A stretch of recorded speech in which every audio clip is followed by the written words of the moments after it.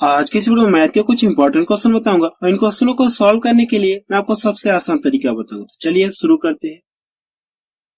चलिए क्वेश्चन में पहला देखा जाए, इसमें क्या दिया गया है, दो संख्याओं का अनुपात 15:11 है। यदि इनका एचसीएफ कितना दिया गया है, 13 है। यानी उन दोनों संख्याओं का एचसीएफ कितना, पर कितना 13 हो तो वे संख्याएं इस क्वेश्चन में आपसे ये पूछा गया। दोनों संख्याओं के बीच का अनुपात आपको दे दिया और क्या दिया क्वेश्चन, दोनों संख्याओं का एचसीएफ कितना दिया आपको, 13 दिया। तो संख्या आपसे जानना चाह रहे हैं। करना क्या, आपको डायरेक्ट क्या करिए, आप इसका गुणा इसमें कर लीजिए और इसका गुणा इसमें कर लीजिए, तो संख्या आपको पता चल जाएगी। अगर आप इसका गुणा इसमें कर लेंगे तो कितना मिले, यहाँ से कितना हो जाए, 13 पच्चे 65 हो गया, 13 पच्चे 65 के 5 और 13 कम 13 6 कितना हो गया, यहाँ से 19, कितना मिल गया 195। अगर आप इसका गुणा इसमें कर ले, 13 कम 13 हो गया और 13 कम 13 कितना हो गया, 14 हो गया। यानी पहली संख्या आपको पता चली 195 है और दूसरी संख्या कितनी, 143 है। तो सी ऑप्शन किसका मैच कर रहा है। ठीक है, नेक्स्ट क्वेश्चन देखा जाए। क्वेश्चन में सेकंड देखा जाए, इसमें क्या दिया गया है, दो संख्याओं का अनुपात 5:7 है। इनका एलसीएम 315 है, तो इन संख्याओं का गुणनफल कितना होगा, इस क्वेश्चन में आपसे ये पूछेंगे। ठीक है, इस बार क्या दिया, दो संख्याओं के बीच का अनुपात आपको दे दिया और क्या दिया आपको, दोनों संख्याओं का एलसीएम दिया गया। ठीक है, अब करना है कि इसमें आप डायरेक्ट नहीं गुणा करेंगे, इसमें क्या करना, आप डायरेक्ट नहीं गुणा करेंगे। अगर ये एचसीएफ रहता तो हम क्या करते, डायरेक्ट गुणा करते, हमको संख्या पता चल जाती। लेकिन ये है क्या, एलसीएम है। कैसे आप इसे सॉल्व करेंगे, मैं आपको तरीका बताऊं। सबसे पहले दोनों संख्याओं का बीच का अनुपात आप यहाँ से लिख लीजिए और ये दिया कि आपको एलसीएम दे दिया, आप यहाँ से एलसीएम लिख लीजिए, कितना ये है 315। अगर यहाँ से रेशो में दोनों संख्याओं के बीच में एलसीएम निकाला जाए तो एलसीएम कितना मिल जाए आपको, कितना मिल जाए आपको, 35 आपको मिलेगा। इनका एलसीएम कितना मिल जाए आपको, 35 आपको मिल गया। एलसीएम निकालने के बाद करना क्या, आपको इस एलसीएम से इस एलसीएम में क्या करना, भाग देना है। इससे क्या करना, भाग देना। अब देखिए 7 से ये भी कटेगा, 7 से ये भी कटेगा, तो काट के छोटा कर, यहाँ लोग इसको अगर डायरेक्ट काट देंगे तो 9 बार में पूरा पूरा कट जाएगा।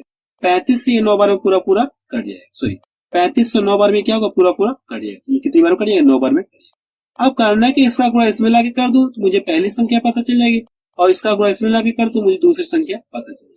तो यहाँ से गुणा करें कितना मिल जाएगा, 45 मिल जाएगा और ये कितना मिल जाएगा, 63 आपको मिल जाएगा। अब संख्याएं पता चली तो पूछा क्या, संख्याओं का गुणनफल पूछा, क्या पूछा गया, संख्याओं का गुणनफल। अब इन दोनों का आपस में गुणा कर लिया, क्या जाएगा, आंसर जाएगा। अगर इन दोनों संख्याओं का आपस में गुणा कर कितना मिलेगा, 2835 आपको मिलेगा। इन दोनों संख्याओं को कैलकुलेशन करें तो इसका आंसर कितना आ जाएगा, 2835 आ जाएगा। तो डी ऑप्शन किसका मैच कर रहा है। ठीक है, नेक्स्ट क्वेश्चन देखा जाए।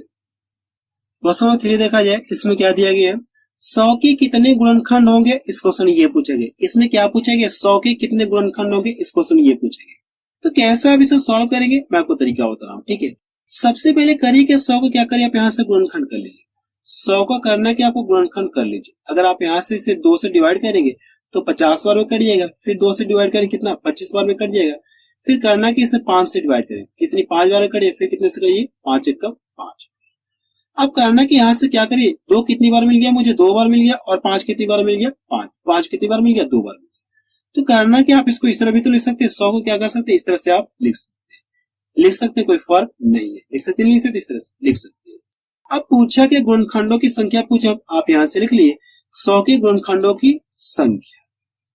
अब करना कि जो भी पावर है, करना कि इससे एक अंक अधिक ले लिए, जो पावर है इससे क्या करना, एक अंक अधिक ले लिए। अगर आप 2 से एक अंक अधिक लेंगे तो कितना मिल जाएगा आपको, 3 मिल जाएगा। इससे भी क्या करना, एक अंक अधिक लेना है। अगर आप इससे एक अंक अधिक लेंगे तो कितना मिल जाएगा आपको, 3 मिल जाएगा। अब इन दोनों को क्या करना, आपस में गुणा करना। अगर दोनों का गुणा कर ले कितना मिल आपको, 9।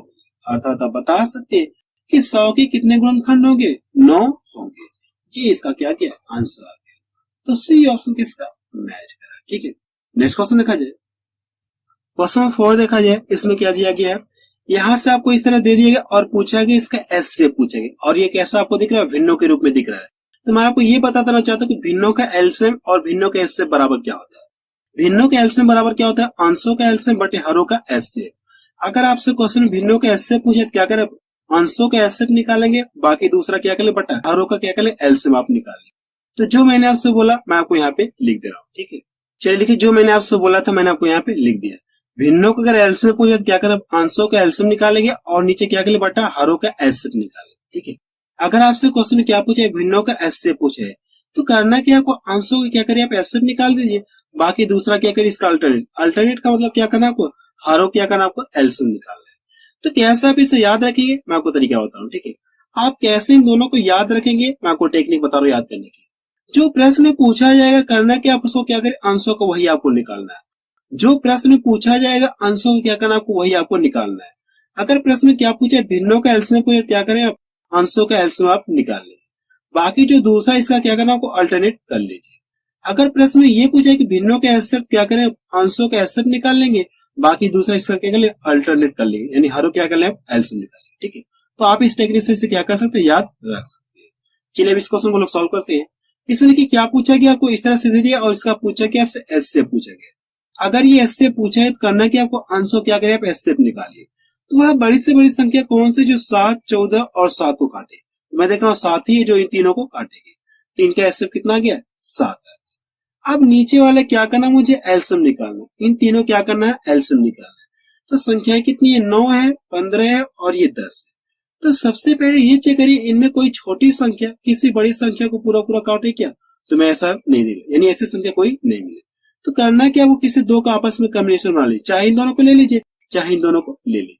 तो मैं इन दोनों क्या करो, ले लो। वह बड़ी से बड़ी संख्या कौन सी है जो 15 और 10 को काटे। तो मैं देख रहा हूँ 5 है, किसी को काट दिए, 5 दूना 10। काटने के बाद करना कि इसका यहाँ से गुणा कर ले। तो कितना मिले, यहाँ से 30 आपको मिलेगा। और अभी आपका बचा कितना, 9 आपका बचा है। अब देखिए करना कि अब देखिए वो बड़ी से बड़ी संख्या कौन सी जो 3 को सॉरी 9 को काटे और 30 को काटे। तो मैं देखा 3 से ये भी कटेगा, 3 से भी कटेगा, काट देना यहाँ से, 3 तरीका 9। किसी को काट सकते हैं, काटने के बाद यहाँ से गुणा करें, कितना मिल जाए आपको, 90 मिल जाएगा। यानी इनका एलसीएम कितना आ गया आपको, 90 आपको मिल। तो नीचे यहाँ से कितना हो जाएगा, 90 आ जाएगा। ये इसका क्या गया, आंसर आ गया। देखिए कौन सा मैच करा, 7/90। तो पहला ऑप्शन किसका मैच करा, ठीक है।